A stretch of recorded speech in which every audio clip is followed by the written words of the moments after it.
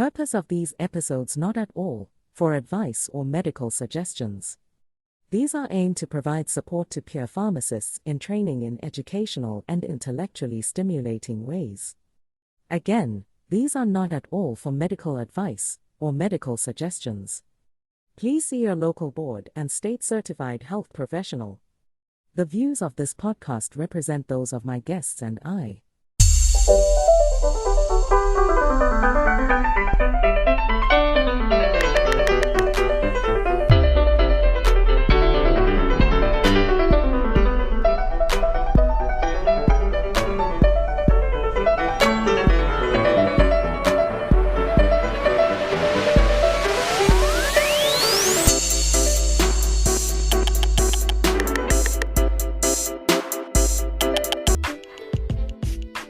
Welcome to the podcast series The New Student Pharmacist, where we discuss chemistry and pharmacy, as well as leaders in pharmacy careers, community, and chemistry and pharmacy research. We encourage you to support the work we are doing and follow us on Spotify and Apple Podcasts by subscribing for free. Note, the views on the podcast represent those of my guest and I.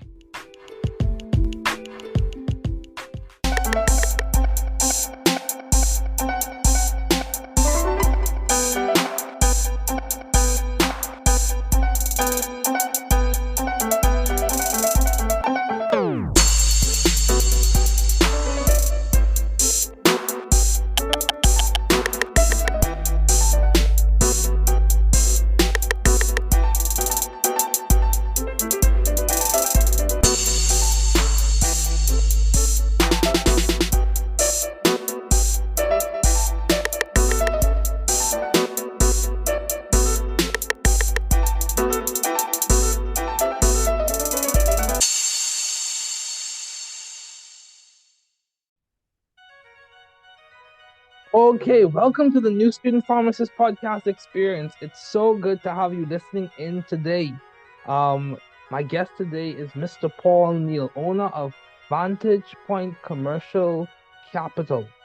He's also the host of the Brick and Mortar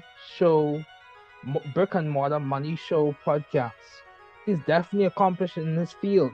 Paul Neal is the owner of Vantage Commercial Capital and a trailblazer in empowering business owners to create wealth, autonomy, and control by owning their own commercial space. Not just an expert in commercial real estate, Paul is a master at making complex topics accessible and engaging. That's very powerful. His new book, Unleash Your Business, Unlock Wealth, Autonomy, and Control by Buying Your Building and Firing Your Landlord, delves into this transformative approach to commercial property ownership. Wow. The podcast guest, he brings a lot to the table. So I'm happy to have him. Welcome, Mr. Paul Neal. Yeah. Hey, David. I'm excited to be here today. Excited to talk to young budding professionals and entrepreneurs.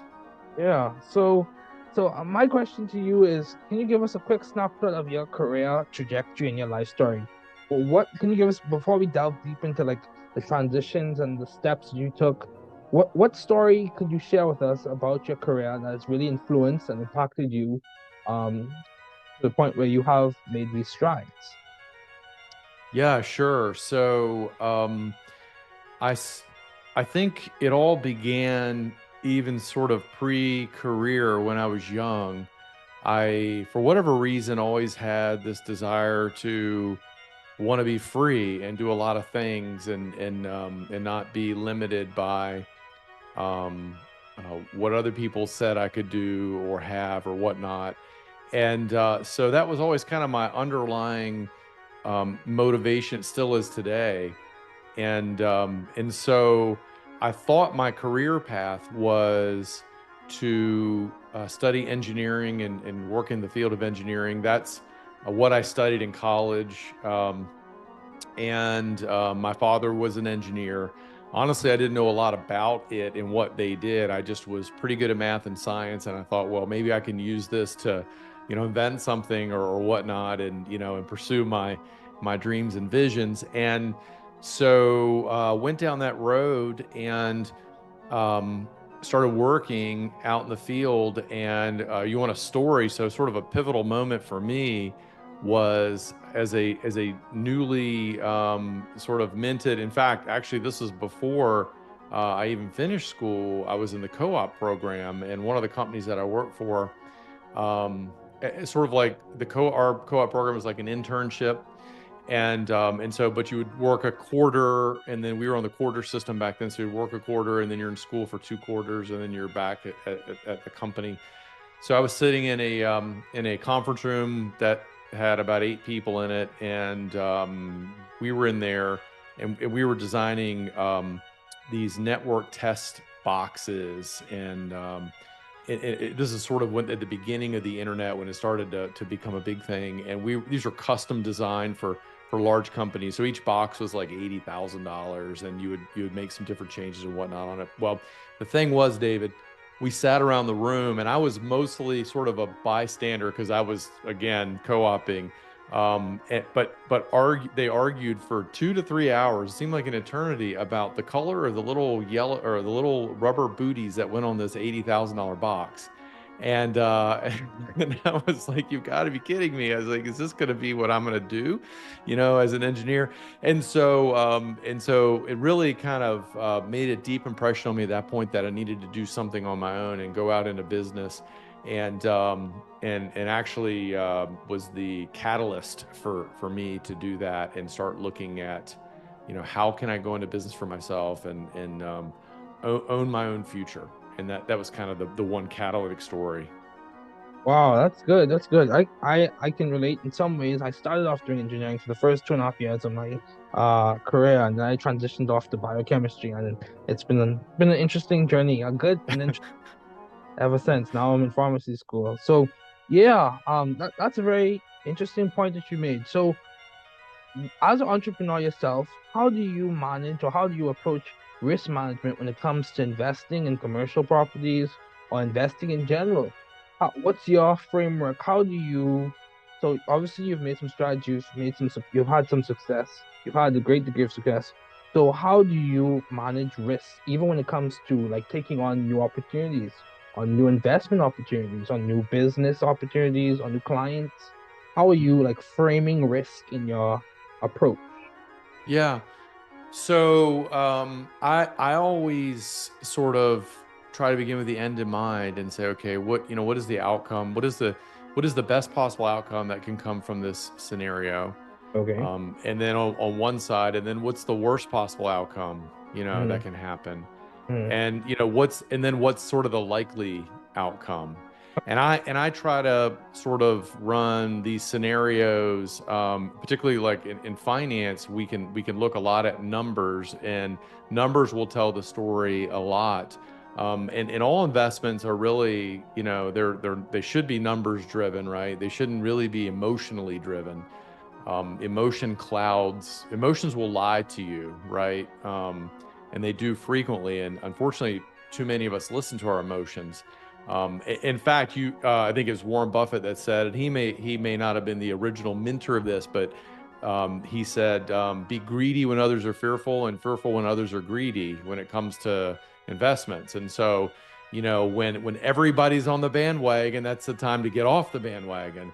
And when nobody's on the bandwagon, that's the time to be looking to get in, right? So it's counterintuitive to what we feel, and which is hard because you're like, man, this just feels like the wrong thing to do. So then you have to then default to, okay, again, the logic, the numbers, what are we investing in? We focus mostly in real estate, and real estate is there's an art to it, but there's a whole lot of science to it. Um, like a lot of people will invest in real estate based on speculation, right? Like, I'm going to buy this property and I think it's in a good area, and I'm sure in 5 years it's going to be worth a lot more money. Well, that's a very sort of warm and fuzzy, feel good way to approach it. And it may work and it may not work. It's a little like going to Las Vegas, right? I mean, you don't know. I mean, I can put my money on red 23 and black 15 and hope the little ball lands there, right? Because I got a feeling. but more importantly, it's to understand what drives that investment, what drives the real estate. So, what if I'm buying a building or buying an investment property, for instance, as I have a lot of young entrepreneurs and young professionals that once they start their careers are making some money and they want to start investing, and a lot of them want to start in real estate. And so a lot of them will start with a single family investment and whatnot. And my recommendation and what I help them do is to understand, let's look at the cash flow of this property. Let's look, you're going to invest a certain amount of money as a down payment. And that money could be invested somewhere else, right? You have all these options on where you could put your down payment money.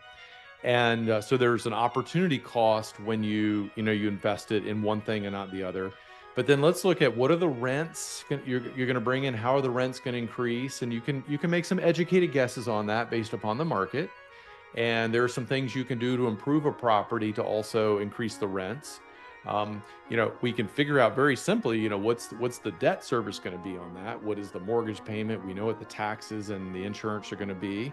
And so we can then run some models and say, okay, well, if rents go up by X%, then here's going to be your return. If they go up by, less than that, here's your return. If the property never appreciates $1, here's your return. But, what if it does appreciate 3% a year or whatever? What's the return there? So then you compare that to the other options that are out there.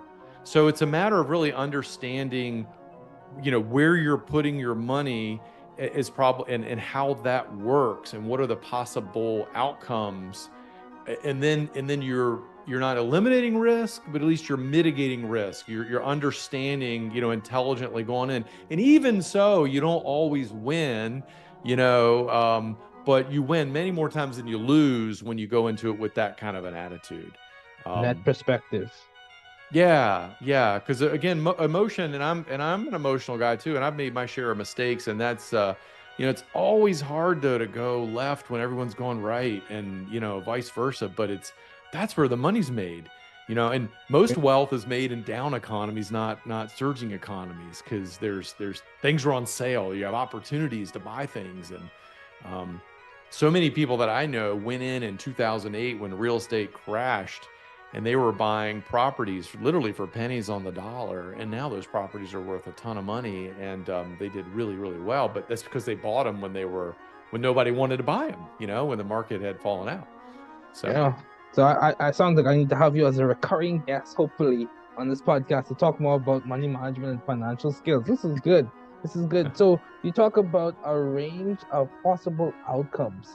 So and you use models, you said, to outline what are the possible outcomes. I was listening, I always admire financial people who are really knowledgeable in financial affairs or financial matters. I occasionally listen to Jamie Dimon, and he talks about how when he's writing his yearly report, a yearly letter to his stakeholders or shareholders, he looks at a range of possible outcomes because, in essence, you can't really predict the future, but you can look at a range of possible outcomes and make educated decisions based on that. That's very good. And you also bring up a second point in which you can mitigate risk. You can't really eliminate it, but you can mitigate it. So how often do you stress test these situations? Like, think about, if everything was to go wrong, what would be the end result? And do you stress test these financial models, or do you just look at, if this goes wrong or this goes wrong? Occasional. Yeah, I mean, so most entrepreneurs are, very they walk around with rose-colored glasses, right? And I tend to do that too. So, and that can be your friend. It motivates you to do things, but also can be your biggest enemy, right? Instead of focusing on sort of worst case scenarios, what we try to do is build margin into the numbers. So, for instance, I've talked to my daughter about this all the time. It's like, well, if we only need to drive across town, it's 10 minutes to get there for an appointment, but we're only allotting 10 minutes, then inevitably something's going to come up and we're going to be late. Something's going to happen, right? You've got to have some margin in case the unexpected happens, because it always does. Things never go as well as you expect. They never are as easy as you expect. And I laugh a lot at like you see on HGTV, you know, the flipping home shows, and I think every show on that channel is now a flip show in a different city and a different personality or whatever.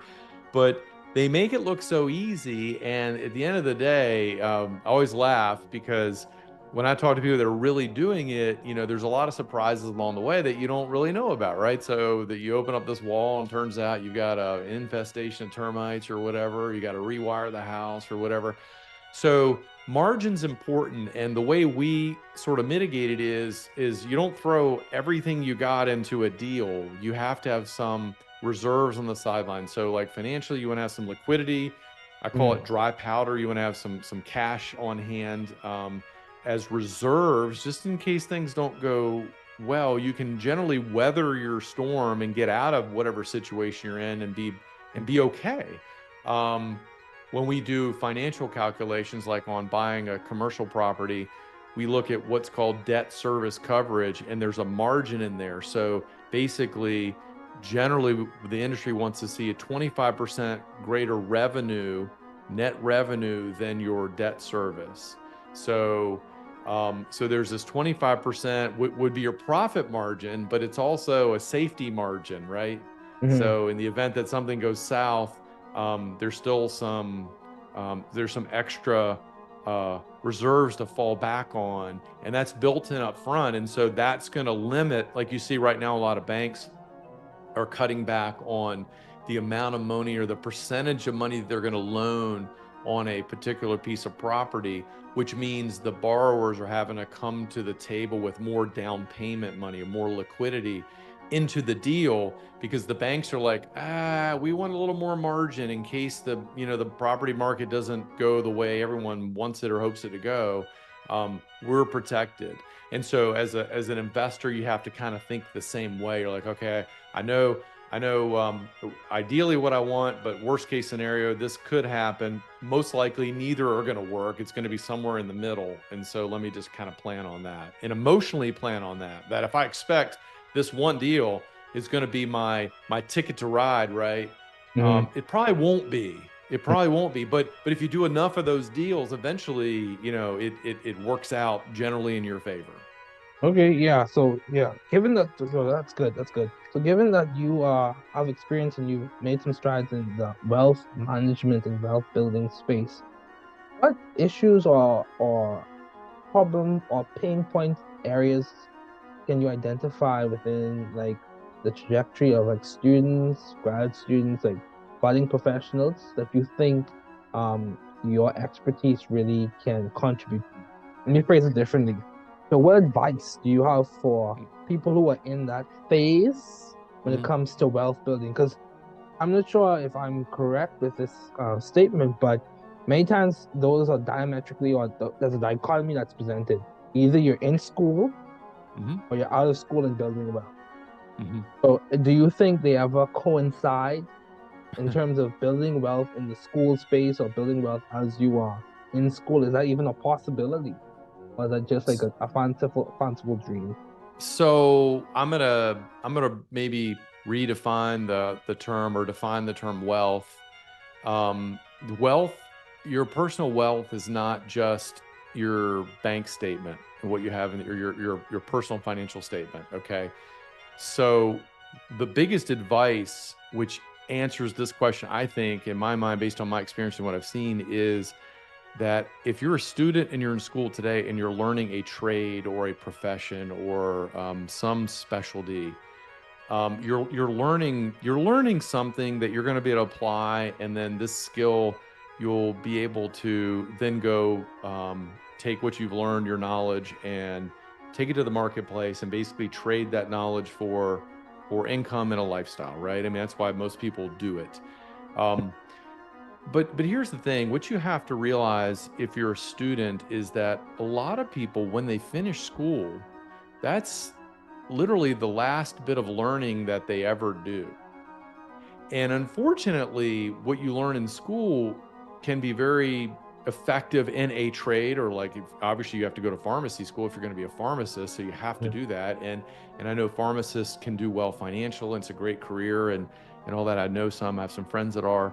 But what they don't teach you, and what I think you're doing here, which is awesome, is the bigger picture. And that is, hey, that's just one part of your overall life, right? And you want to take the opportunity to be a lifelong student on personal wealth, developing yourself in all areas, in your intellectual, in your physical, in your spiritual, in your emotional. Part of that is, investing and learning about other things outside of your trade. In your trade, you could do that for the rest of your life if that's what you want to do, and more power to you.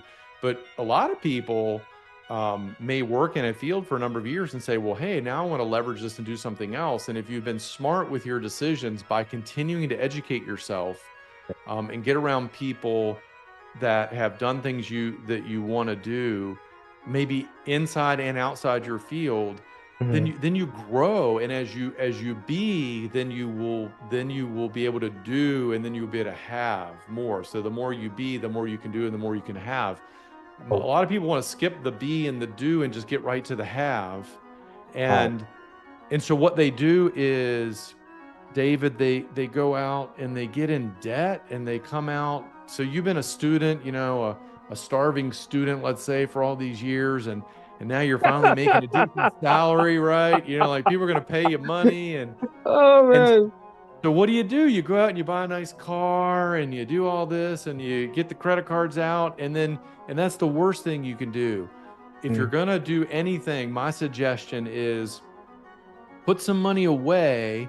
Even if you don't have a lot now, put it in your head, be thinking about it, planning on it, talking about it. And then when you do get the salary, your first investment ought to be into a house or somewhere you can live and buy, because now you're going to get on the equity train and start creating wealth in real estate. And that will open up amazing opportunities down the road for additional investments, whether it's in real estate or other things, because now your net worth is growing, whether you're doing anything or not, because you've got to live somewhere. So you're going to rent something, you're going to pay somebody rent, and their rent's going to go up every single year, and you've got no control, and you got no equity, and you got no tax advantages. Or you can buy a place, and when you're buying a property to live in, the mortgage terms are great. The down payment terms are low. You don't have to have a lot of that. And particularly if you're a professional, there are programs. I mean, you can get in for almost no money down. And so now you've got this property that's going to grow. It will grow in value over time, and you will pay down the loan over time. But a lot of people go out and they buy the car, and then it puts them in a position where they can't afford to go buy the house. And then so now they're already behind the curve, and you may have student loans and things like that. So you've already got some debt maybe you've got to deal with. But don't go out and get a bunch of other debt. Educate yourself and build the wealth of value in yourself. And you'd be amazed what could happen in 5 or 10 years after the fact. Good. Be, do, then have. So identity, action, and then acquisition. That's very good. It's very good. So, when I was learning about time management, because my parents made sure that I learned about time management from an early point in my career. And that has contributed to me being able to do the things that I've done so far, so early in my career. So when I was learning about time management, I learned the concepts of delegation and leverage.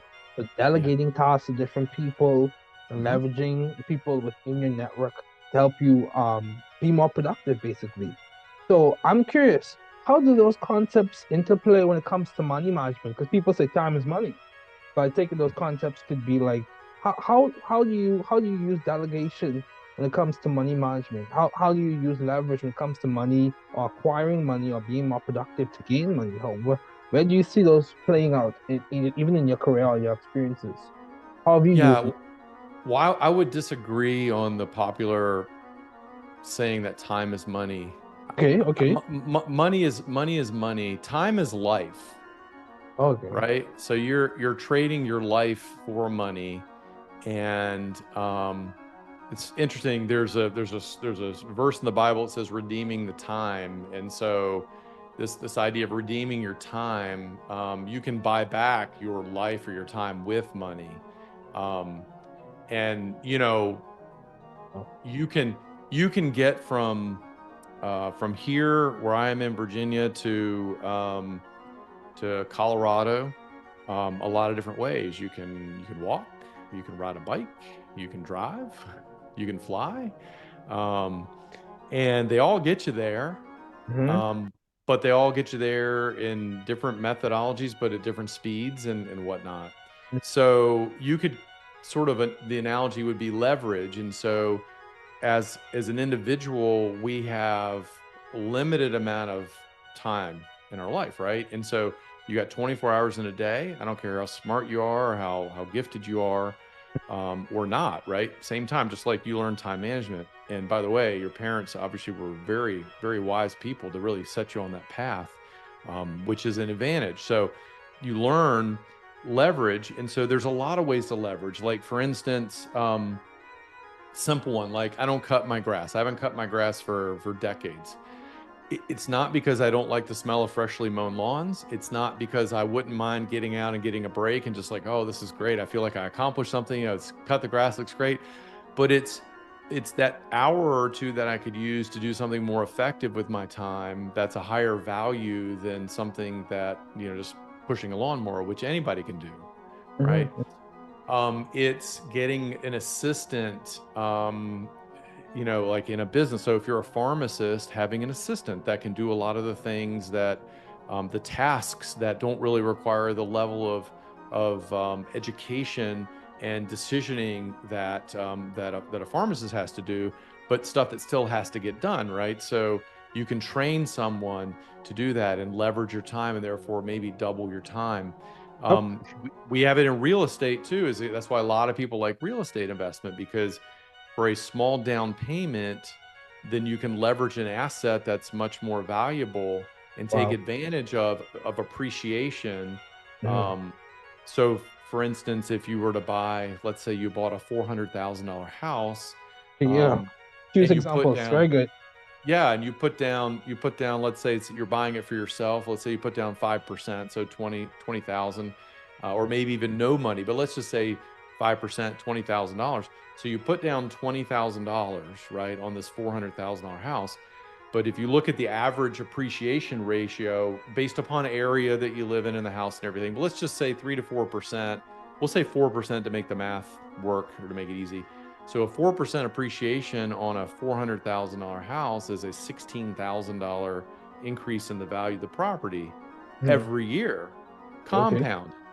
So you invested 20, in the end of the year you made 16. So you made 16,000 on a $20,000 investment. Well, multiply that over 10 years, and now this property might be worth, you know, 550,000, or I don't do the math in my head, but significantly more. You still only invested $20,000. So you leveraged a little bit, and you're able to leverage it versus putting 20,000 into the bank and getting a passbook savings rate, or even putting it into a stock, right? And let's say you can get yourself a 10% return, you know, which is not easy. You're still only going to get $2,000 a year return on that $20,000 investment, because it's not leveraged. So a lot of people like real estate from that standpoint, and then taking it to another level, if you buy an investment property, like a lot of young professionals will hack this, where they'll buy their first house knowing it's not their dream house, and they get in it for very little down, and then a year or two later they'll rent that house out, and they'll go buy another house to live in. So they move to this other house, they've rented the first one, and then another year or two later they do the same thing, and they're continually sort of upgrading their lifestyle.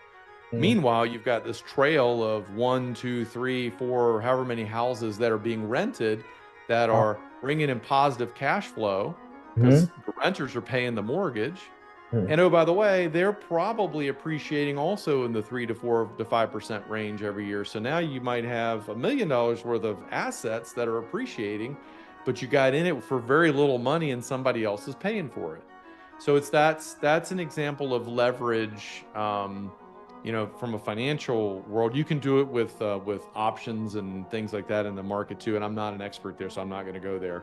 But I know real estate. So, but anytime you can duplicate yourself or your efforts or energies through someone else or through some other technology, it's the way to go, because again, we only have 24 hours in a day, and there will come a time where most of your listeners will have families. If they don't have them now, they will want to spend time with their family and not working, 80, 100 hours a week, right? So you want to, but you want the lifestyle, and you want everything and you want to go on vacation. And so you want, your business or your income to continue to go. So that's kind of the idea of leverage, and you can do it with people, you can do it with assets, and you can do it like, I'll give you another example. So like the book, like you mentioned, the book I wrote. So the book is leverage.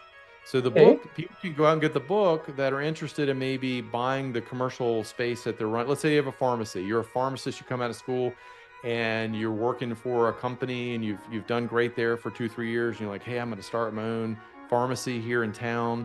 And you go out and do that, and you're going to lease space for a few years, which is the right thing to do because you got to get your business going and profitable. But once you're going and profitable and you've had it going for a few years, you're like, okay, wow, now I'm spending all this money on rent. What if I own the building that my pharmacy was in? Because I've got to pay rent to somebody, and it's not that much different than owning your own home. And so I got this book out there that we haven't met, but you happen to find it on Amazon or whatever, and you read the book, you're like, oh, I didn't realize I could do this. And so you reach out to me or someone else who wrote a book or something. And so there's leverage of like, oh, it's working for me and I'm not there doing it, kind of thing. Mhm. Wow, yeah, that's good. Yeah, definitely get the book, folks. Get the book. Purchase the book. So yeah, as we start to wrap up, you host your own podcast. What led you to start your podcast? And the podcast is the Brick and Mortar Money Show podcast. So what led Yeah, you to start your podcast?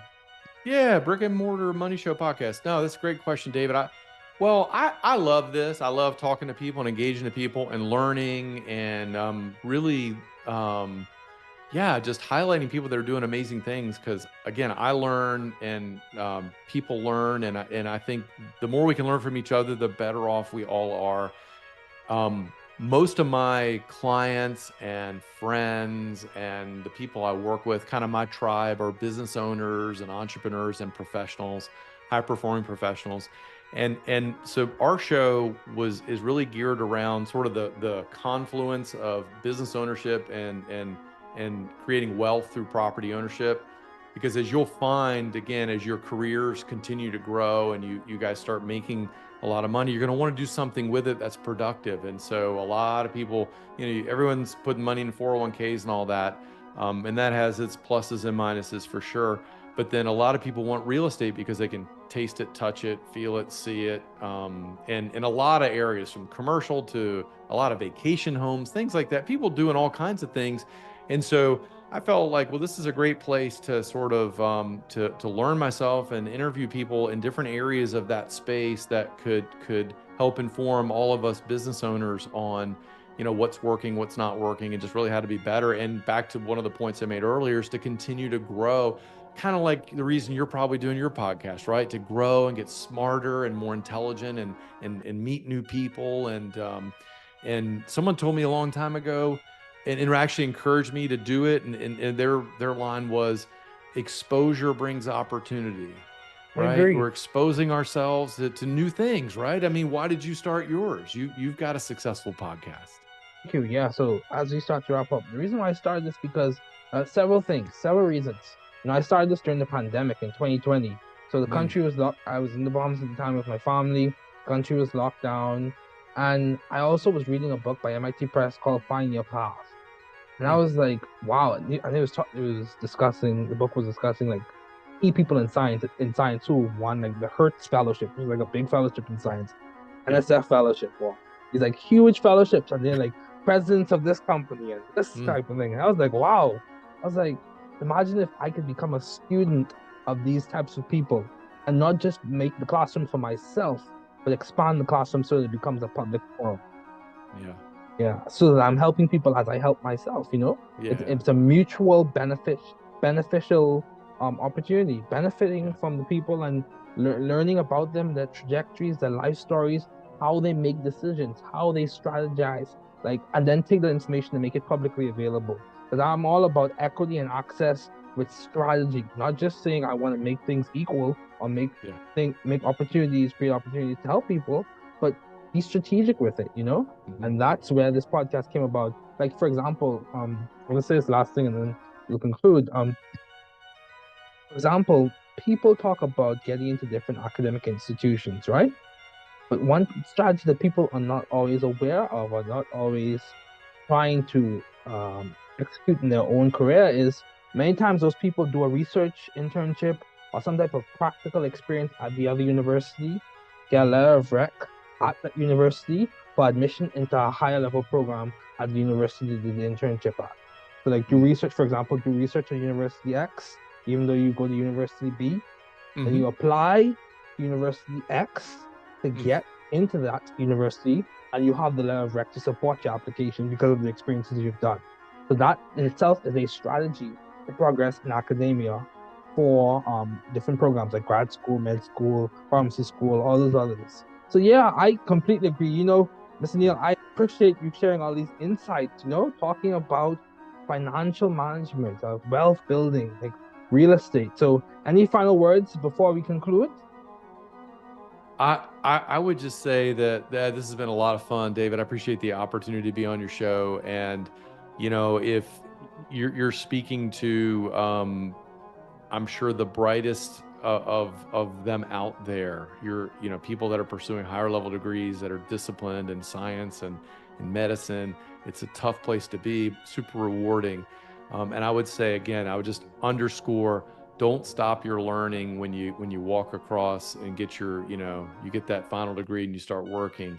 Now's the time to start embracing new areas maybe that you haven't had time to pursue before, because you already have the wherewithal and the intelligence to really understand these things. And by doing it and aligning with the right people, there's no telling how far you can go in your future, in your life. Yeah, that's good. That's good. Thanks again, Mr. Neal, for joining me. I really appreciate it. Okay, welcome to the New Student Pharmacist Podcast Experience. It is so good to have you listening in today. My guest today is Mr. Jalen Harrison. Wow, this is an interesting experience because I met Jalen recently. We attend the same university, Howard University, and we also attend the same church, Grace Covenant Church at Capitol Hill. So just a quick introduction about Jalen. Jalen has served as a Future Leaders Fellow with the African American Mayors Association. He has served as an intern for Congresswoman Sheila Sher-Phyllis McCormick. He has served as a political intern for the Emerson Collective, and he also served as a legislative intern for Congresswoman Jennifer McKellen. So he's done a good bit. And you know, Jalen is also headed off to law school soon. So it's definitely a treat, I would say, to have Jalen on the podcast today. Jalen, how are you doing? I'm doing well, David. I want to just thank you for having me. This is exciting. Yeah, this is exciting. So what inspired you to pursue a career in law, particularly in choosing UVA Law School for your graduate studies after completing your time, or since you have completed your time at Howard? Yeah, it's a good question. You know, law was always something that I kind of wanted to pursue. I think when you're young and you're argumentative, people, try to point you in that direction. But the reality is I came to Howard with goals of, doing political work and really uplifting the Black community. There were some systemic issues that I saw that I was hoping to address, and I'm still hoping to address, and I thought Howard was the best place to do that. And at my time at Howard, both in the classroom as well as during the internships I was doing, I just saw the way that many of the issues that I wanted or hoping to solve were rooted in legal structures and legal barriers. And again, in those internships, whether it was at, the congressional internships I did or at Emerson Collective, which was a philanthropic organization, the people who I most kind of bonded with, the ones who was doing the work that I found the most interesting, both intellectually in terms of the actual material that they were studying and doing, as well as some of the practical implications of the work they were doing, was the lawyers. And that really solidified for me that law school was the right path for me, and that it was the right path for me to go straight through, immediately going from undergrad to UVA Law. In terms of choosing what law school, I cast a wide net. I applied to a total of 12 law schools. Many of them were, recognized as some of the best law schools in the country. I kind of had a short, not a short list per se, but, I kind of knew what type of law I wanted to do. I knew the type of law school I would need to go to do that. And after getting the acceptances, you kind of had to take into account a few things. The first is what network, what school has lawyers in some of the prominent like civil rights organizations that are in the country. Your NAACP Legal Defense Funds, your Southern Poverty Law Centers. Next, I had to think about like what would the cost be, right? And after I took that into account, and the last thing being culture, when I went to go visit some of these schools, where did I feel most at home? UVA really, I don't know, it just really appealed to me. Maybe it's because I'm from Virginia and that's home to me. But Okay. UVA it's an exceptional law school, and I'm excited to study there this fall. Okay, dude, that's good, man. I'm happy for you. Very congratulations. You are doing well. So I want to dig deep into that. So what creates or what allowed you to know that that was home for you? I know you said it's a little home for you, but what aspect of the culture? Mhm. Because what you're pointing to, from my understanding, is also pointing to this concept of belonging, So, Absolutely. and so culture and belonging and how they overlap. So, what aspects of the culture were you looking for as you were trying to find a university that you think would be a good fit for you, or where you would belong, or where the culture felt at home? Yeah, it's a it's a great question. I'll say it starts early in the admissions process, right? Where like I got a good feel for the culture of the schools I was going to, that I applied to and that I potentially would attend based off, you know, what was the interview like? That was kind of the first step. And when I Okay. interviewed with UVA, with their director of admissions, a woman named Roseanne Ibanez, I believe I'm pronouncing her last name right, it was just a really great and kind environment. I had met Roseanne about a year prior at this minority pre-law conference that was held on William and Mary Law's campus. And immediately as I joined the interview, she remembers me. When she's talking about how she's happy to see me again, and it's just, displaying a level of kindness. I always say there's moments when interviews change into conversations, Yeah, right? Where yeah. it's no longer a situation where it's this, power dynamic of somebody just feeding me questions, but we're just communicating with each other. So that kind of really set the tone. Mm. But at the end of the day, you have to go, in my personal opinion, what I would suggest to other people who decide to pursue any advanced degree, you want to then go to the campus and really see how are the students living. So I go to UVA Law for a tour. I actually missed Admitted Students Day. I was working at the time. And I told Roseanne that I'd be there. And she set up a lunch with me and the Black Law Student Association, also known as the BOSA. So Mm. after I finished the tour, I'm with the BOSA. We're at this hotel right next to the law school. And um, they're just, everybody who was at that table was just incredibly honest about their experiences at UVA. Mm. The things that they loved about the school, as well as some of the things that they thought it could potentially be doing better. It was overwhelmingly positive. But then even after I, got through my specific UVA law questions, I mean, at the end of the day, they just cared about me as a human. Wow. Everybody who's been in this position, the reality is that like we all, for the most part, have multiple schools that we could select. And, Mm-hmm, you know, mm-hmm. you of all people know this. I mean, you did advanced degrees. At a certain point, it's the quality of the education, regardless of where you choose, is going to be quite similar. So at the end of the day, it's where you're going to be the right fit. And Mm-hmm. they understood some of the other schools I was debating with. Many of them had also debated between attending those schools. And the vibe I got from all of them was, we would love for you to be here. We like you. We think you'll succeed here. But hey, any of these schools that you're going to go to, you're going to succeed and we'll be happy for you and let's stay in touch regardless. Mm. Right. So it didn't feel like they were selling me. It just felt more like if this feels like home to you, come. And at the end of the day, I think that level of community that was at UVA Law, especially with the BOSA, which is where I'm hoping to be tapped into, Mm-hmm. was really the not selling point, but really I The guess point that convinced you. The point that exactly. convinced. Yeah, Yeah, yeah. I agree with you. I agree with you completely. Because even for myself, I got accepted basically to every school that I applied to or that I interviewed at for pharmacy school. And for me at Howard, it's interesting dynamic because it was not just about rankings. It was not just about what all I can gain, but I also thought about what can I give to the Hmm. environment, you know? Hmm. how do I see myself being able to grow in the environment? What areas, or just to use a little bit of technical terms, what value proposition that the school has aligns with the values that I have for myself? Which value propositions for that school aligns with my personal value, professional value propositions? So how do I see myself being able to bring value or gain value? So vice versa. Yeah, dude, that's good. And also the thing of belonging, dude, that's very powerful because I've heard someone say, and this is actually a person of faith. She said, the moment you realize that you belong somewhere, you are enabled to come up with strategies and work through even the challenges because at the end of the day that you belong where you are. I mean, it's so powerful. So, how do you plan to balance the demanding workload of law school with other aspects of your life to ensure a holistic perspective on your career and personal well-being?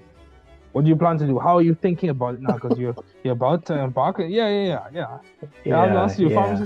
Pharmacy school. It takes some time. You have some coming to Jesus moments every now and again, but that's all right. That's all right. That's a part of the process. So, what would you say is your plan or strategy for self-care? Let me make this practical. So, what do you say is your plan for self-care? What would you say is your plans for like academic achievement? And certain people go into these programs trying to get 4.0, some people don't. Some people just want to do what they do, enjoy the program and get okay enough grades so that they're able to progress to the program. So what do you see a mix looking like? Yeah, I talked to many friends who have finished law school about this exact thing. I mean, law school is one of the more rigorous advanced degrees. It's 3 years. And it's pretty much suggested that you need to treat it like a job. It shouldn't, getting, a side job during law school is quite difficult. And some schools don't even allow you to do so, right? So it's very much a time where I'm gonna have to be committed. To answer your question, the short answer is I actually don't know fully, but All right. this is what, when I don't know something, I tend to, again, I go to my mentors, I go to advisors, and I just ask, hey, what did you do? And the overwhelming advice I got was, and what I've seen is, hey, again, this is going to be a daunting task, but treat it like a job. A job, you work a job 9 to 5, 9 to 6. But once you get off that job, you need to take your breather. You need to make sure that you're still maintaining those same habits that you did in undergrad to go to law school. That the habits that led to success there, you need to bring that with you in law school. So I'm going to live a pretty disciplined life. I mean, I see myself, I'm somebody who loves just academia in general. I think scholarship is incredibly fascinating. So in terms of the actual material of law, that's what most excites me. And I'm not worried about delving into that at all. That's just, I love to learn. That's the kind of person I am. But yeah, I think one of the things I'm going to have to force myself to take breaks. I'm going to need to learn how to better formulate a work-life balance because, in undergrad, you had a lot more time in undergrad than I think people get credit for. I mean, most of my time was spent outside the classroom, reading textbooks, reading material. But even outside of that, you could still do a whole bunch of clubs. You read what I did earlier. I was able to do most of those internships I did. 2 of those were during the semester. It was, I was able to balance that. That's not necessarily going to be possible with law school, or if it is possible, it's going to be incredibly difficult. So, I mean, it's short. That was a long answer, but the reality is I'm probably just going to call past lawyers who went through law school and say, hey, I'm dealing with this. What should I do? And get their advice. That's probably the best way. How do you balance everything? Well, I'm going to tell you right now, but before I tell you how I balance everything, well, for me, before I get to me, my brother's actually a lawyer. He was trained in the UK. So one of the things I've noticed with my brother, he has mastered the art of taking breaks. He knows how to take breaks. So, he played rugby while he was in law school. So he really pushed and really did that a lot. My brother Will Ferguson, he continues to play rugby to this day. And he's been finished with law school probably from 2017, 2018. So, I think finding a hobby, and that's something that for me, how do I maintain balance? Balance for me, it ebbs and it flows. I'm going to be very honest with you. It ebbs and it flows. I have set priorities for myself. Self-care is a priority. Sleep is a priority. Nutrition is a priority. Community is a priority. Going to church for me is a part of my self-care, to be quite frank with you. So that That's a priority for me. So my self-care is a priority. My scholarship is a priority. However, Mhm. I know how far to push with that. This is degree 3 for me. So how I see this is a little different from degree 1 or degree 2, you know? And I know what's required for me to progress to the next stage. And I'm learning what's going to be required for me to get into the other areas I want to get into, like either clubs or academic societies or internships.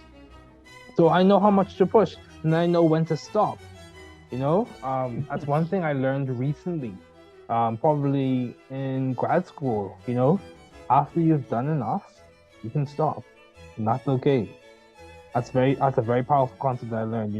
People who are very driven, you have to remind yourself that, and I have to remind myself too of this too, that you know it's good to work, it's good, but it's also good to rest. Even Jesus rested, Absolutely. so too we.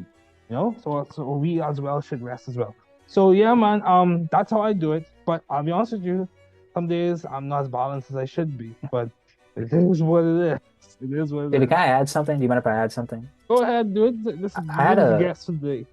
yeah, I had a professor who I think, talked about the concept of work-life balance in a way that really impacted me and that I really related to. Typically we have this idea that work-life balance means, you have these set hours where you work, 9 to 5 or 9 to 6, whatever it is. And then outside of that, you're not doing any work. You're, attending to your family, you're attending to your kids, whatever you need to do, right? Mm-hmm. Um, but the professor is like, and do you understand this is a political guy in DC?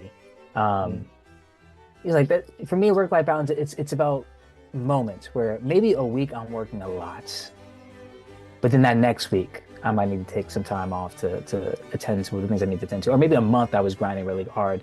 And, Yeah. I found that when I was preparing for the LSAT, um, Mm-hmm. and again, I think anybody who had to prepare for any admission status understands that, these tests take a lot of work. It's really time commitment.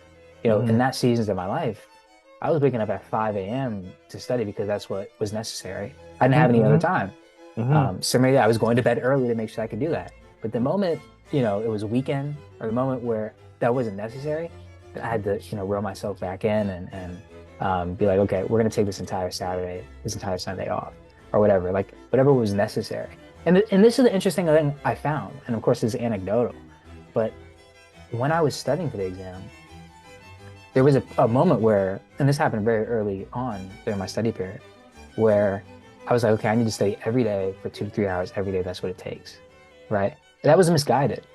And the summer came around, and I had friends, and or see, my friends were in the city, and I decided, okay, I actually need to take like some days off, a couple of weeks, where I could just spend time with friends and enjoy Mm-hmm. life. And the interesting, I found that my scores on practice tests increased when I Yeah. took that time to get that mental break.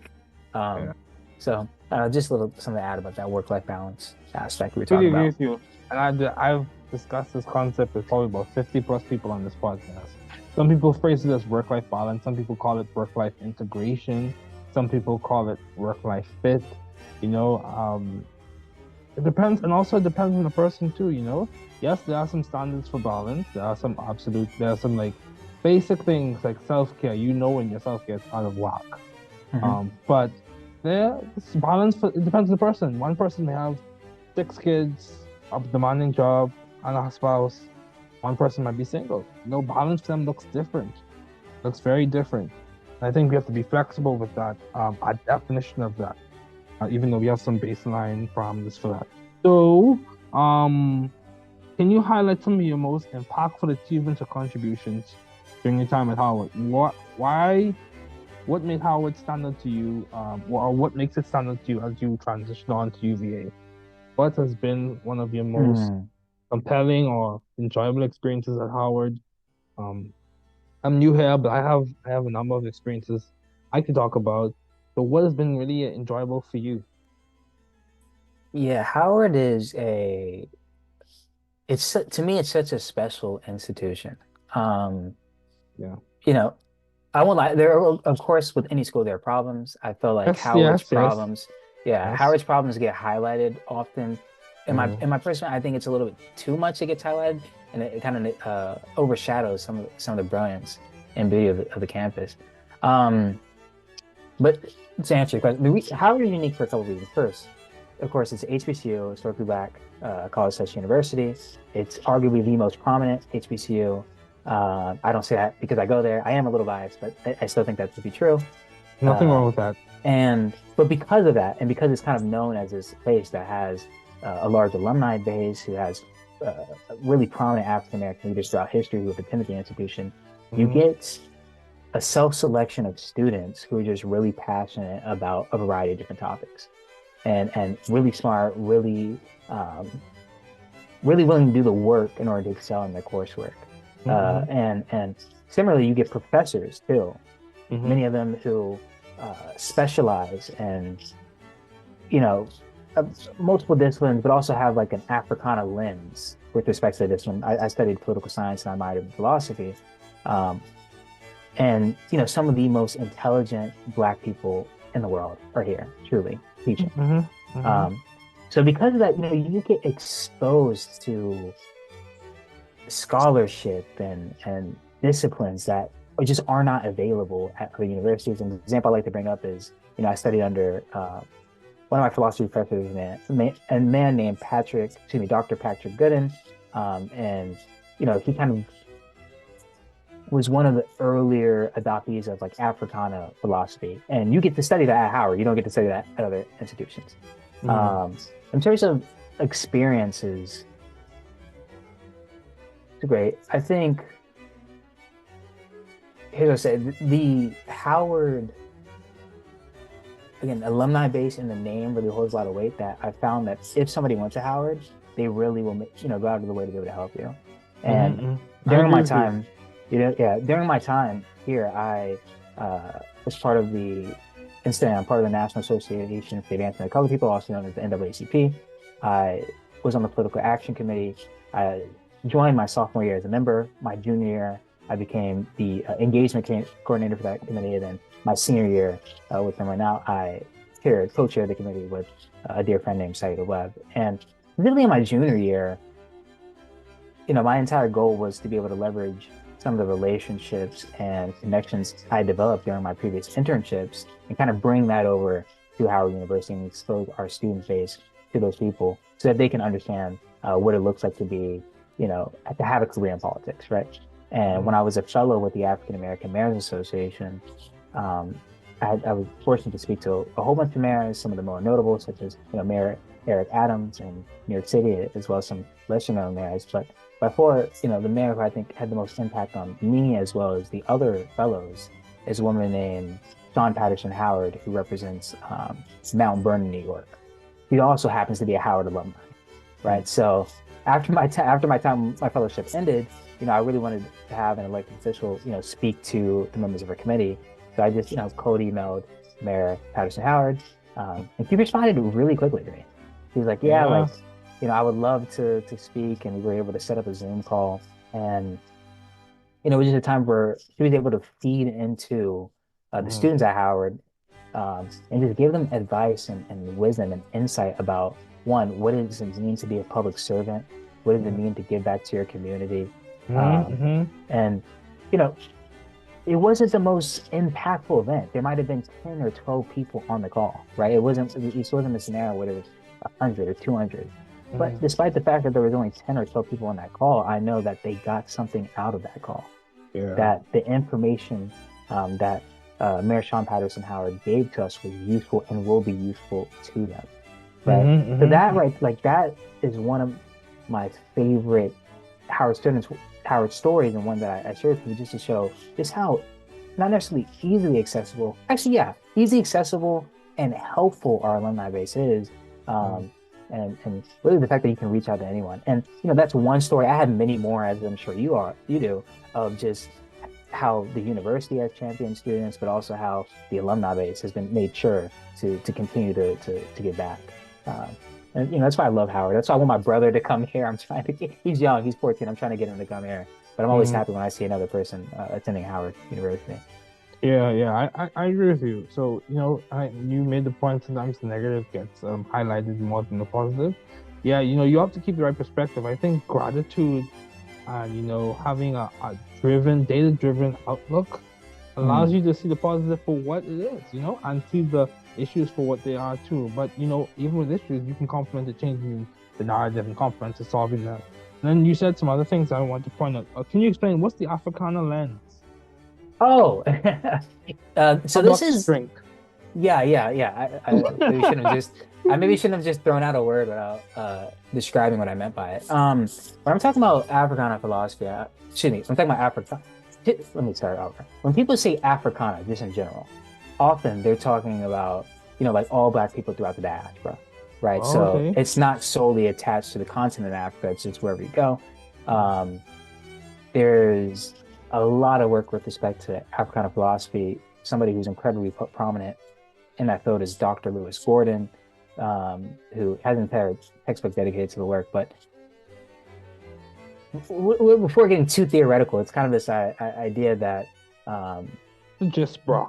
there This is is just a bro. there's a connection to a certain degree amongst Black people as a response to just the experiences of oppression that many people go through Oh post yeah. like the colonization of Africa, like that inciting event lead to Mhm. some level of connectivity. This is not to say that all Black people are the same or that Black people are modern. I'm very clear in what I'm saying. And I would advise people to go read up on African philosophy if possible. But Read. so when I say that, like Howard has an Africana lens, a great example I like to bring up is in the political science department, there is a political theory and there's a Black political theory. These are two separate classes. And I took political theory and I wouldn't be able to tell you the difference between the political theory and the Black political theory because so much of the text that we're reading is Black scholars speaking from a Black perspective. Yeah, yeah.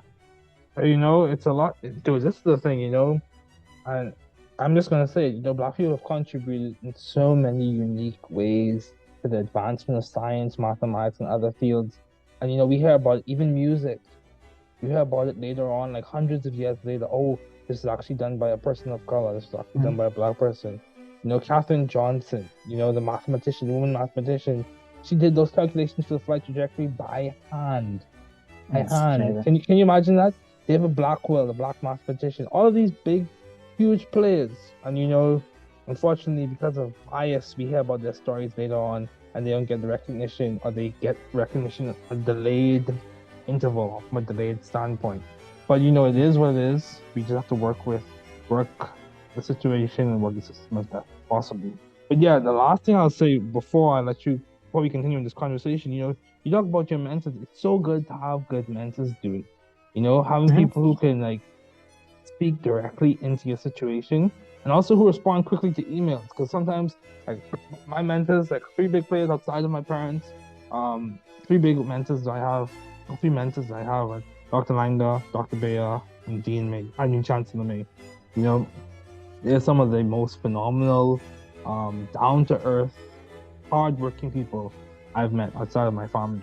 So yeah, dude, as how do you plan to foster as we start to wrap David, up? How do you do you mind if I add one more thing? Actually, I want to mention go ahead, something dude, to go what you ahead. were saying You're the star, because man. Star. yeah, you brought up mentors and you brought up just people who've helped you along the way. And I think this is important to the question you asked previously about the Howard experience and you know what I've thought about this. Somebody who I am incredibly grateful for outside of like my family, but on the university is a man named Dr. Brandon Hogan, who he's in the philosophy department. He went to Howard University for undergrad. He went to Harvard Law, and he also went to University of Pitt for his PhD in philosophy. And he's my favorite professor. I'll say that publicly. But he's the reason why one I've learned so much from him just studying under him. The way he teaches philosophy, he's very analytical. Um, Having to explicitly craft arguments and make sure that they're both valid and sound was very beneficial for me, not just in terms of writing and reading, etc., but also like for the law school admissions test alone. Like that was a beneficial skill. Without that class, I don't know how well I would have done on the exam. But more so when I was, uh, you know, preparing my written materials for law school, he was the guy who I would go to have him read through it. And I remember I sent him a like personal statement, and the first time he reads it, He's like, in like corporate speak, but I'm gonna paraphrase. This ain't it. Like it's okay. But it's not what it is. Yeah, Yeah. it's not what it needs to be. Okay, I sent another draft. Mm. This is better, but it's still not there. I Wow. sent another draft. Let's have a Mm. meeting. Come to my office after class. I said, okay. I go to his office and we spend time just sketching out like, Mm. getting to the heart of why do I want to go to law school? What do I want the admissions team to know about me? Mm. And how do I make that a compelling narrative? Right. Mm-hmm. So I do that. I send it to him again, and then he continues to get notes. And eventually it reached the point where it was good, where it's something I would be proud to be able to submit to these schools, right? And I owe a lot of, I think, my success with respect to getting into law schools on the fact that like he just took the time to read my materials and feed into. And it's not just him. I could mention like Professor Jay Stewart, who's also at the university, who's been super helpful. A whole bunch of professors who just take the time when they don't need to do that. That's not part of their job. Their job is to teach you, and you can go to office hours if you need to. They don't need to spend extra time going through your law school materials, but they do. And I think that's something that's really special about Howard. Yeah, I completely agree with you. I can think of some professors I'm starting to interface with, considering this is my first year. But even before I get to them, like some professors I could name a few, like Dr. Aldifi, Dr. Turner. One of my favorite, I won't state who is my exact favorite, but one of my favorite professors for pharmacy is Dr. Deshna, Simon Deshna. He's my favorite professor. My favorite expression I use is, let's be clear in your mind. Be clear in your mind. So as you're doing the calculation, be clear in your mind. I'm like, yeah, I need to be clear. So I thoroughly enjoy his class. But yeah, it's a similar story. My dad was the one who actually helped me with my pharmacy essay. My dad's a physician, Wolf Ferguson. My dad, he did the same thing to me when I gave him the essay. He was like, David, this ain't ready. Like, that's how we speak back home. David, this ain't ready. He said, I would not let you into my pharmacy school with this essay. You need to rewrite this. And he told me that straight up, and I'm glad he did. Because that allowed me, to do a quick check, check how I was writing, check my perspectives, really go back to the drawing board and really put in the time to write a good essay. And that I know for a fact that complemented to me being able to make the strides I was able to make in the admissions. Of course, by God's grace, but the work, you have to put in the work. So my dad helped me tremendously, and also my mom. Dude, to this day, I still send scholarship essays to my family members. Wow. I still do it, because it's one thing to read an essay and to think you have it together. It's another thing to share your work with someone else and they pull your feet back down to earth and say, you need to fix this, And even, dude, my thesis, I could talk about my thesis. Trust me, I'll be brief. But my thesis, dude, my thesis advisor was so particular, down to the spaces after the periods, down to the spaces between the oxygen and the negative sign, down to the formatting of the tables, down to the italics, and everything should be uniform in its italics, down to the references, it should be alphabetized, down to the structures, and make sure the biosynthetic pathways are accurate. And if you can't show them an accuracy, shorten them and show what you can in an accurate way. So, but yeah, dude, as we conclude, what advice do you have for those wanting to pursue law school or wanting to come to Howard? What advice does Jalen, my recently found buddy from Howard and from Grace Covenant, what advice does he have for them? Yeah, with educate, I have a deep love for education, and I think everybody should always be learning. You should be reading books. You should be listening to podcasts. Just any way you can pursue wisdom is important.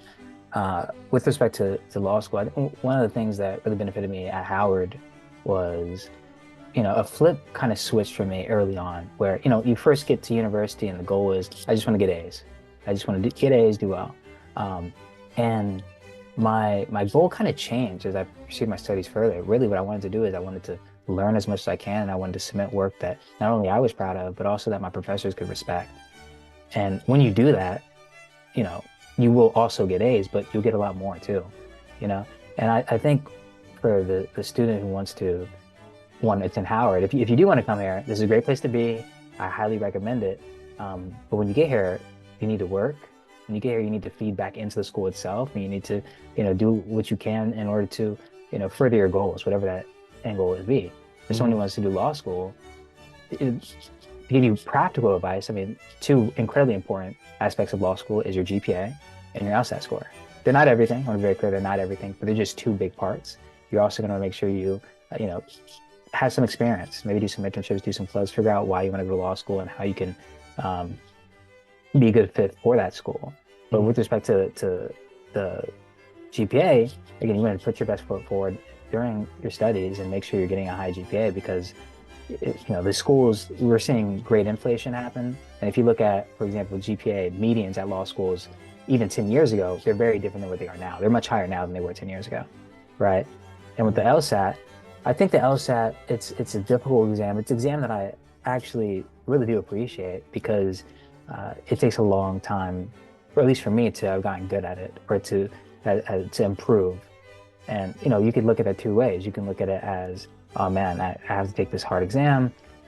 That's unfortunate. Maybe I don't want to put in the work. Or you can look at it as an opportunity for you to kind of separate yourself from other people who are also attempting to get into the same schools that you're trying to get in. So I think the LSAT is one of the best investments you can make.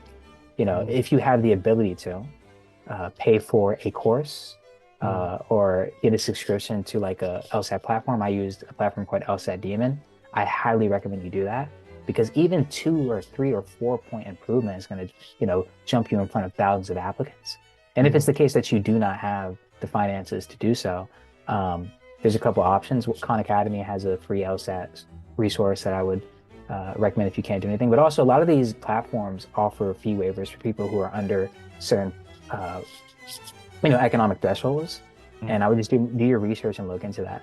But yeah, my main advice is, one, basically take your studies seriously, and always pursue knowledge. And I think you really can't go wrong if you do those two things. Yeah, man, this is good. This is good. So, Jalen, thanks again for joining me today. It was so good to have you on. Thank you.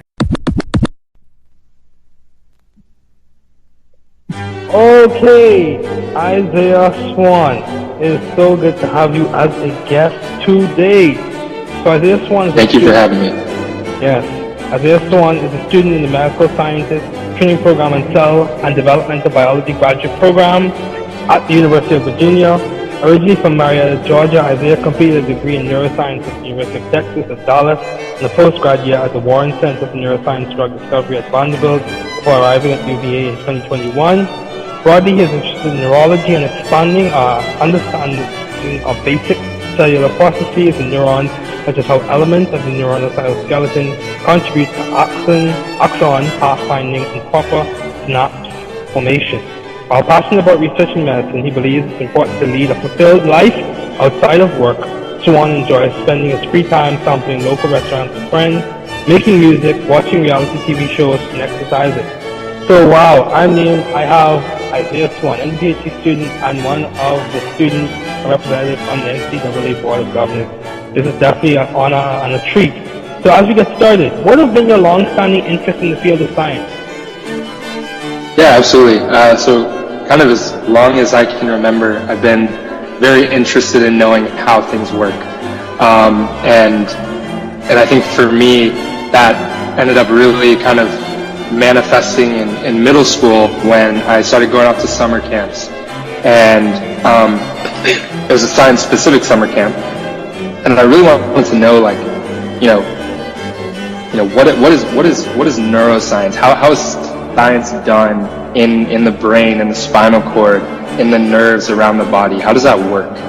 And from a very young age, I was very interested in these questions, and that's kind of followed me obviously to this point. And so I would say my long-standing interests are, for the most part, really in neuroscience and how do neurons actually function? How do they find their correct synaptic partners? Like, how do they make their connections? How are they injured in different disease states? So for me, I grew up kind of with a number of neurological diseases in my proximity with different family members having those things. And I wanted to know kind of how that works. And as I got older and studied in these classes, I really started to realize that for the most part, we don't really have a super great handle on the origin of a lot of these diseases. And so that's kind of my interest just broadly, is understanding, how these disease processes work, and then eventually I'd like to kind of the treatment, contribute to treatments. Yeah, that's good. So the word they use, you can correct me if I'm wrong, because you're the MD-PhD student, I'm the PharmD student. So the word they use is, in terms of the origin, is etiology, correct? And then in terms of unknown etiology, is idiopathic. So yeah, I did my master's thesis on cardiolipin and its role in neurodegenerative diseases. I'll be happy to discuss that as we progress throughout this. So how do you maintain view of the bigger picture in your career and in your life in general? How do you keep perspective when you encounter challenges? Yeah, absolutely. And that can be very difficult. And it was something that was really difficult for me, especially as I, entered the final stages of undergrad, and then also during my first year of medical school. It was really difficult for me to kind of see that big picture, because I was so bogged down with classes and learning various processes, like where do T cells come from, like that sort of thing, right? Yeah, immunology is very, very, very, very, very vast. Yeah. Right. And so for me, it was so difficult, to look up and look around me. I'm blessed to have a really great family that, even when I was having a very difficult time, just kind of reaching out to them, and just taking time away from my studies to call them, they would be reaching out to me. And I think that, that's one critical way that I really kind of helped, maintain that bigger view, because they're my why, right? Like they're why I do what I do, why fundamentally I'm interested in these diseases. And so for me, reaching out to family, talking to them especially whenever I'm going through something difficult, that's sort of how I kind of maintain that kind of bigger picture, view. Yeah, so relationship, I completely agree with that, because I think I would even venture to say that reaching out to family members and friends and close relatives is a part of self-care. And I think self-care is very important, because no one else is going to care for you per se. You have to care for you as best as you know how. So, how have you been adaptive and creative in the field of science? You talk about your passion for neurology. So what particular diseases strike your interest? Are you along the path of neurodegenerative diseases like Alzheimer's, Parkinson's, Bart syndrome, ALS, all those others, or MS, or are you along the path? And what I mean by that is there are a lot of basic cellular processes that go awry due to factors that, for the most part, we don't really understand very well. And I'm interested in understanding those factors in all these different diseases, whether that be Parkinson's disease, Huntington disease, which has a genetic component, right? Multiple sclerosis, right? All of these things. And so I think, generally I'm very interested in all of these kind of neurodegenerative diseases, but I'm also very interested in concussion. So I think you mentioned that I have a role on the NCAA Board of Governors, which is one of the, if not the highest governing body in the association. And I've been trying to figure out ways, to kind of synergize my love for sport with, my passion for research. And I've been thinking a lot about, how to do that on the medical side and on the research side. And one thing that is huge in sports right now, especially, is concussion and traumatic brain injury. And it turns out that intersects very nicely with what I study, which are intermediate filaments in neurons, and sort of how those processes might be affected and contribute to pathologies following a traumatic brain injury, or could contribute to recovery following traumatic brain injury. So that's sort of my kind of broad interest in the field of neuroscience and neurology. And I also think that kind of helps me to stay really adaptive and also creative is really just looking at the different areas of my life and seeing where I can find common ground to help kind of synergize in those areas and help kind of push the field forward wherever I can. Wow, this is all. I feel like I'm being inspired as I talk to you. This is good. So, what have been your most effective and impactful ideas to date? What ideas did you say you've contributed to, or you have helped to create or start? What would you say? Is one idea or some ideas that you think have been effective and impactful, or that you've been told about, even when it comes to your learning in medical school? Yeah, I think one thing, and I don't know that this might be kind of a tangential answer to the question, because I wouldn't necessarily say that I've had a really hugely impactful idea yet in science, but one thing that I always like hearing from my classmates in med school and in different research classes is that I ask kind of good questions, or questions that make people think about stuff. And I do appreciate that. I appreciate hearing that, because I think it's important that that we all think about sort of the why underlying a lot of the information that we learn, if that makes sense. Kind of questioning all of the things that we hear about and that we learn in a classroom on a slide. I think it's just important to kind of sit back and ask those questions. And so that's kind of, I would say that that's one way that I've been kind of impactful, or have had kind of impactful ideas, just by asking questions. But obviously I'm very early on in my career, and so I wouldn't necessarily say that I've had a crazy impactful idea, although I'm chasing down kind of some leads right now as far as my research goes that could be impactful if it works out. But obviously it's way too early to know. So yeah, and I was encouraging. I don't know what the project is on.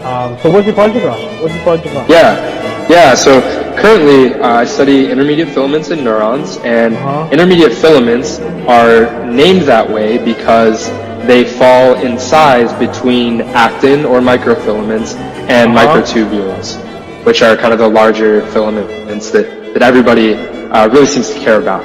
And the interesting property that sets intermediate filaments apart from actin and microtubules is that they have a plethora of genes dedicated to their formation, and owing to these various genes, there are multiple isoforms that really each cell will express, multiple isoforms, multiple different versions of these proteins that different cells will express. And we don't exactly know why, but we do know that they do something.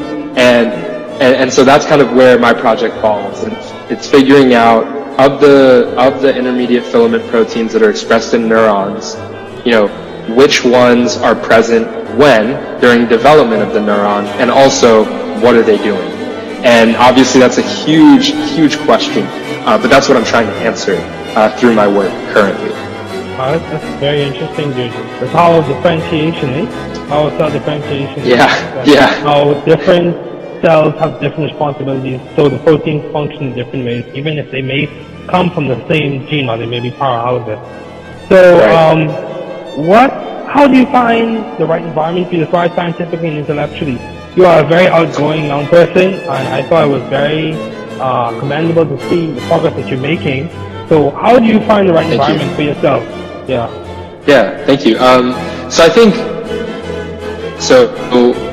to kind of rewind, my very first experience in research was in the Weinschenker lab at Emory University in 2015. 2015 at Emory, and I was a high school student doing summer research, and it was amazing. But I had a really great mentor. And I think that made all the difference for me. Like he really fostered a very just a great environment that was very supportive, allowed me to fail, but yeah, exactly, fail forward, take lessons from the failures that I made.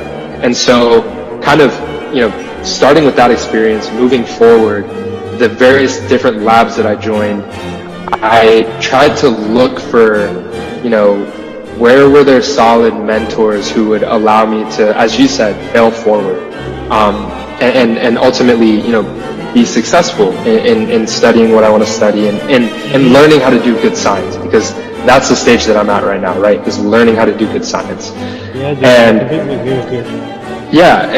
And so for me, I was a little fortunate because owing to some of my kind of undergrad, basically owing to my schedule, I had to, do summer kind of internships away from my university, and have sort of shorter research experiences. And because of that, I got to experience so many different lab cultures. And so, from each of those experiences, I just grabbed the little parts that I liked. And I carried that with me and looked for a lab that had something like that. And I've been very blessed to end up in a lab, the Winkler lab here at the University of Virginia, that is just incredibly supportive, has fantastic people, and, ultimately allows me to thrive in many different ways. Yeah, I'm agree. That's because I feel like I'm being motivated to continue with what I'm doing. So yeah, this is good. So how do you maintain a balanced life given all your responsibilities and accomplishments? A better way to put this would be, how do you maintain work-life integration? You have a lot of responsibilities on your plate. I think it's commendable of you doing well. But how do you maintain work-life integration? Yeah, I think that's a tough one. I feel like I have ebbs and flows where I feel very, very balanced, and then there are other times where I feel like I have no balance at all, and I have like no control over my schedule, and it can be tough. I think I think it's very much. I think a huge kind of piece when things are working for me is that I feel like I have control over my time, as far as when I am doing something, I don't allow myself to get interrupted by my various other responsibilities, right? I'm putting all of my attention into that one thing until it's done. And then I'm shifting my priority to something else. And I'm doing that task, and then I'm done. And then, of course, the biggest thing is really just making sure that you're giving yourself enough rest, right? I think that's key for balance, whether that's sleep or just generally taking breaks and time off to do things that kind of energize you and feed you. So I think, when things are working for me, those are kind of the keys. But, I think I'd be lying to you if I said that I feel like I have a super balanced life. Okay, Isaiah. So what has been some of the most beneficial advice you have received? Yeah, I think kind of going back to something I alluded to earlier, I always wondered, how people were so good at multitasking, because I would always struggle with that. And, one thing that one of my mentors told me was that, people who are good at multitasking aren't necessarily multitasking, right? They've just gotten very good at shifting priorities. And that was huge for me, because that's why I stopped trying to do everything at the same time, and why I decided, I really need to be mentally present for this one task, and then I'll take a break, then I'll be mentally present for this next task, and so on and so forth. And I think that that's a huge piece of advice that I found very beneficial. And then another piece of advice I got was actually, back when I was an undergrad, I was at an NCAA meeting, I was at a conference, and I was talking with someone. I don't remember exactly what his role was, but I think he might have been an athletic director. I don't remember exactly, but I remember talking to him, and he was doing all these different things around the association, had all these different roles, and I was so impressed.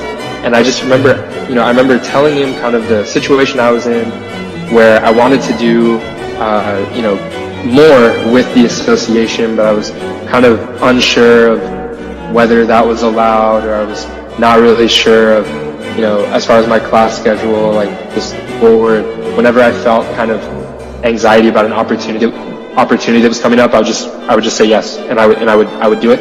And obviously you need to take care of your mental and your physical health, and if this is going to interfere with those things, then don't do them.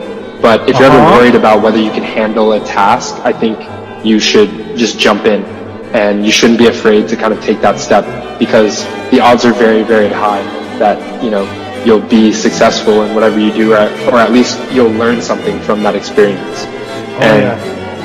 That was kind of a huge thing for me, just saying yes to things, to more things, accepting more responsibility as they come up. I think that's huge. Yeah, I completely agree with you, Isaiah, because this is the thing. Of course, like you said, you want to put caveats on this, in that you make sure you manage yourself, your wellness, your mental health, your academic potential and progress. You want to make sure you manage all those factors. But it's very important for you to not get caught up in the paralysis of analysis, or get caught up in your fear of the what if, to the point where you don't act and take on responsibilities and opportunities that could really serve your benefit. So case in point, even the podcast, starting a podcast, there's so many questions that roam in your mind. Do I want to? Do I have the time to do this? Will I be able to get guests? There are lots of doubts and questions and things that you are concerned or curious about that roam in your mind. But at one point you have to step out, do it, and it becomes an act of faith and an act of hope, in that you are pursuing this so that you're able to help people. But yeah, this is very important. It's very important for you to act and not just get caught in the what if, or the potential, possible things that could happen. So, as we conclude, what advice would you give to someone who looks at Isaiah and says, or they are almost lost for words? What you're doing, MUPHD plus, the part of the NCAA board of governors and student recognizing. What would you say to someone who looks at your path and trajectory so far and says, I want to be like you, I want to do what you're doing? But it is very rewarding, and I definitely think it's worth it for me. Just the way that I look at these degrees is I see an MD as allowing me to use the current tools available, like the best possible tools available right now, to treat and to heal people. And I view a PhD as being involved in the creation of knowledge and the development of tools for the future that can be used to treat disease and to help people. And I would say that anybody that is interested in both of those phases, look into an MD PhD, and consider pursuing it. I think it's worth it. I think for the people who already know that they want to enter the field, I think demonstrating and this is free game for application season, but demonstrating a commitment to research is huge. Demonstrating a passion for answering questions that people might not have even thought of yet, or questions that seem super kind of far-reaching. I think that's kind of a critical thing. But I would say jump in with confidence. After all, it's such it's a path that can grind you down. If you don't, I would advise that you develop that system and feed and nurture that system. But having those support systems are really going to help you to thrive when you're dealing with the adversities of medical school and of kind of grad school. I think that's generally the advice that I would give, and I'll also just say good luck. Okay, yeah, dude. But anyway, Isaiah, thank you so much for joining me today. It is so good, and it was so good to have you on as a guest.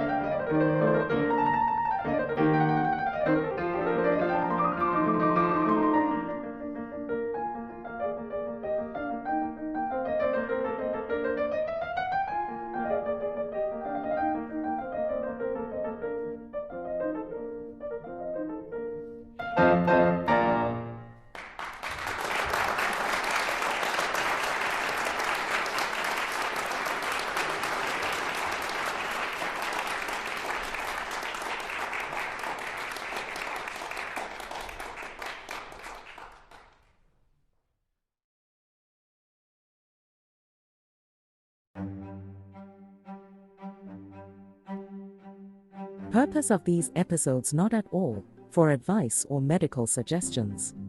These are aimed to provide support to peer pharmacists in training in educational and intellectually stimulating ways.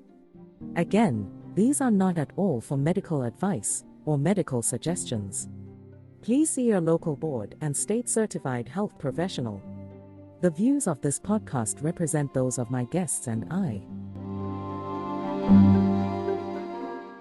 Thanks for listening to the podcast series The New Student Pharmacist, where we discuss chemistry and pharmacy, as well as leaders in pharmacy careers, community, and chemistry and pharmacy research. We encourage you to support the work we are doing and follow us on Spotify and Apple Podcasts by subscribing for free.